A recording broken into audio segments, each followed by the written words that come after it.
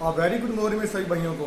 तो आज आपका भाई संधू बैग पैकर आपके सामने फिर से हाजिर हो गया है एक नया टॉपिक, एक नई बातें शेयर करने के लिए आपके साथ। और टॉपिक भी ऐसा होगा जिसका आपको इंतज़ार कर रहे हो, ठीक है।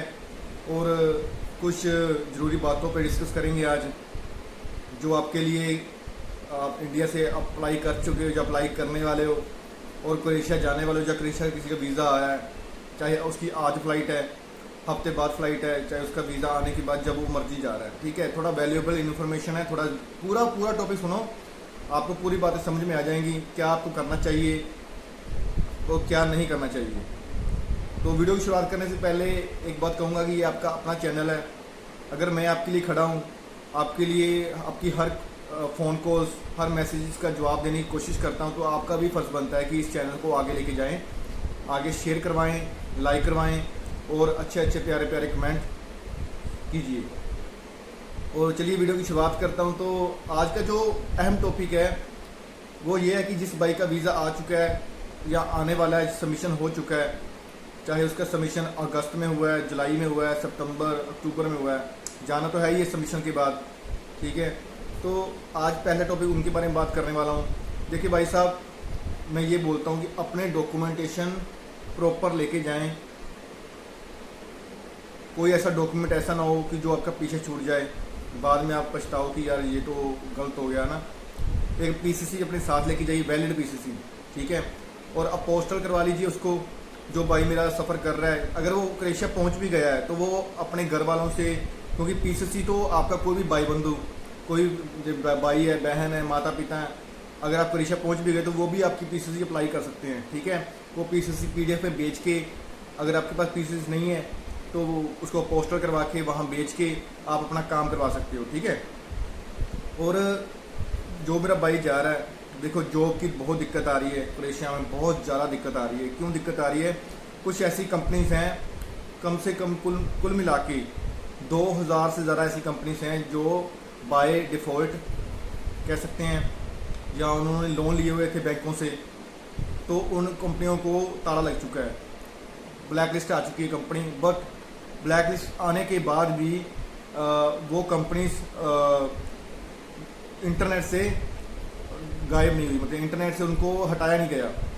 तो उनकी वजह से वो तो इंटरनेट पे अभी रनिंग में चल रही है, तो उनके जो जिनके वीज़ा आए हैं वो भी क्रोएशिया पहुंच चुके हैं, ठीक है। क्रोएशिया अभी भी जा रहे हैं, पर वो ब्लैक लिस्टेड हो चुकी हैं, बट उनको समझने की कोशिश कीजिए, उनको हटाया नहीं गया। इसलिए इमिग्रेशन वालों को ये पता ही नहीं चल रहा कौन सी कंपनी ब्लैक लिस्टेड है, कौन सी कंपनी नहीं है। जो भाई उन कंपनियों में जा रहे हैं वो एम्प्लॉयर क्या कर रहे हैं, आपको होटल में छोड़ के, आपको हॉस्टल में छोड़ के 3 दिन का किराया आपको दे के वहाँ से चले जा रहे हैं। तो आपको फ़ोन कर देते हैं कि सर मेरे पास आपके लिए वैकेंसी नहीं है, आप काम कोई और ढूंढ लो, मेरी कंपनी बंद हो चुकी है, ठीक है। तो उस हालत में आपको क्या करना चाहिए? अपने डॉक्यूमेंटेशन में पहली बात कर रहा हूँ, ध्यान से सुनना, डॉक्यूमेंटेशन आपके पास पूरे होने चाहिए आपके।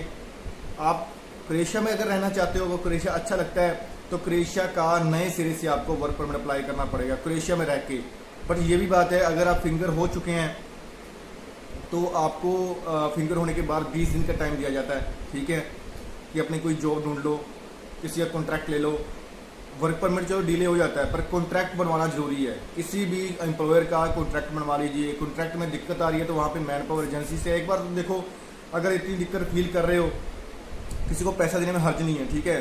400-500 यूरो हर कोई मांग रहा है जॉब दिलवाने का, तो आपका कॉन्ट्रैक्ट बन जाएगा, तो आप वहाँ पे लीगल रह जा सकते हो, ठीक है। अगर आप एक बार पुलिस स्टेशन में चले गए, आपको पुलिस स्टेशन फिर 20 दिन का टाइम देता है। सिर्फ 20 दिन में आपने जॉब नहीं ढूंढी तो आपको वापस आना पड़ेगा इंडिया, ठीक है।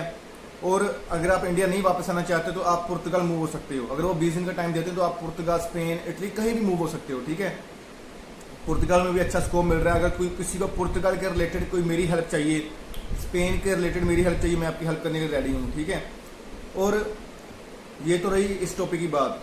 और नेक्स्ट टॉपिक जो हमारा है, जिनके वीज़ा डिले हो रहे हैं, ठीक है। जुलाई वालों के वीज़ा थोड़ा डिले हो रहे हैं, चलो अगस्त वालों के वीज़ा तो आ ही जाएंगे, ठीक है। अभी तो उनका 2 मंथ ही हुआ है, 3 मंथ होने वाला, सॉरी। तो जुलाई वालों के वीज़ा डिले हुए हैं, बट वो पेशेंस रखें, वीज़ा सभी के आएंगे। अगर वो सीजनल है तो मैं कह नहीं सकता, ठीक है, वीज़ा आएगा या नहीं आएगा। अगर वो 1 ईयर का है कंपनी अच्छी है तो वो 100% वीज़ा आएगा। थोड़ा डिले इसलिए हो रहा है, बीच बीच में से छुट्टी आ जाती है, ठीक है, पीछे से काम रुक रहा है, बैकलॉग ज़्यादा बढ़ रहा है, तो थोड़ा रुकावटें आने की वजह से काम लेट हो रहा है। जुलाई वालों के वीज़ा जल्दी नहीं निकल रहे, पर ये ऐसा नहीं है वीज़ा नहीं आ रहे।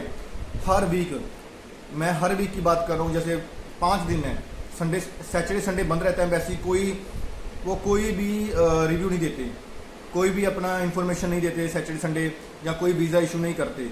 पर 5 दिन में मेरे हिसाब से कम हज़ार वीज़ा वो लोगों को दे रहे हैं, इतनी मात्रा में वीज़े दे रहे हैं। तो आप सोचो कि फाइलें कितनी होंगी, फाइलों का बैकलॉग इतना बढ़ गया है, उनके पास इतनी मैन पावर नहीं है कि वो एक साथ इतने लोगों को वीज़ा दे सके, क्योंकि हर बंदे की पूरी फाइल चेक होती है, पूरा बैक चेक होता है, कहीं से ये डेपोटेशन तो नहीं लगी, कहीं से ये बंदा इलीगल तो नहीं है, तो वो पूरा चेक करके ही आपको वीज़ा देते हैं। थोड़ा इसलिए काम डिले हो रहा है, क्योंकि काफ़ी इलीगल एक्टिविटीज़ देखी गई हैं इंडिया, बांग्लादेश, नेपाल की तरफ से। जैसे कोई क्रिमिनल जिसका कोई केस चल रहा है, उनके वो पीसीसी इशू करवा लेते हैं पीछे से, बट आगे से उनका बैक चेक नहीं होता, तो वो उनको पूरी तरह चेक करना पड़ रहा है मिनिस्ट्री की तरफ से, तो इसलिए भी थोड़ा सा डिले हो रहा है काम।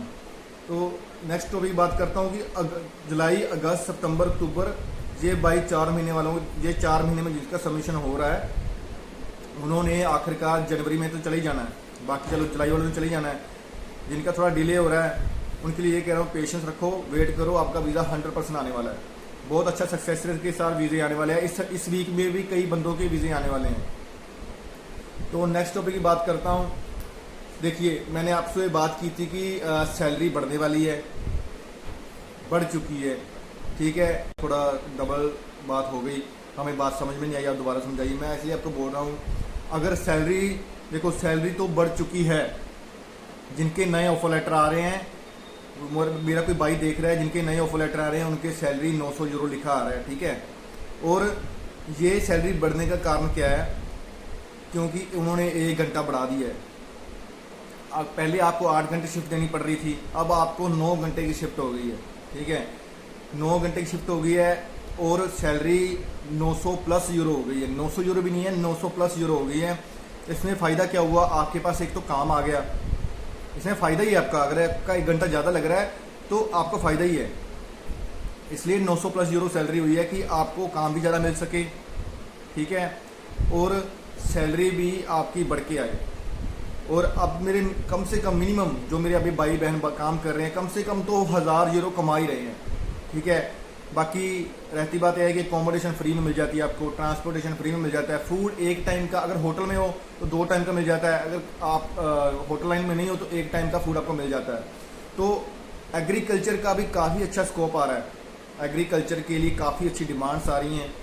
जिन भाइयों का वीज़ा एग्रीकल्चर में अप्लाई हुआ है उनके लिए एक मैं बात ज़रूर कहूँगा कि उनका जो आगे का करियर है वो अच्छा रहने वाला है, क्योंकि एग्रीकल्चर में क्रोएशिया अपने आप को बढ़ाने की कोशिश कर रहा है नई मशीनरी के साथ, कि तो ये काफ़ी अच्छा स्कोप रहने वाला है। तो होटल वाले, बाइक राइडर वाले, एग्रीकल्चर वाले, किसी भी फील्ड में जा रहे हो, ठीक है, एक तो वीज़ा 100% आने वाला है, और आपको काम बहुत ज़्यादा मिलने वाला है, बहुत ज़्यादा काम मिलने वाला है। तो भी प्रिपेयर रहिए काम करने के लिए, अपने आप को रेडी कीजिए, और सैलरी भी बढ़ के मिलेगी, सब कुछ बढ़िया रहने वाला है क्रोएशिया में, क्योंकि क्रोएशिया अब कर चुका है अपने आप को स्टार्ट, ठीक है। और सभी भाइयों को बधाई जिनका वीज़ा आ चुका है और जिनका आने वाला है, उनके लिए बेस्ट ऑफ लक। तो जितनी मेरे से हो सके मैं आके हेल्प करने की कोशिश करूँगा, आपके कॉल्स का, आपके मैसेजेस का जवाब देने की कोशिश करूँगा। और चलिए फिर से नए ब्लॉग पे मिलेंगे। Thank you.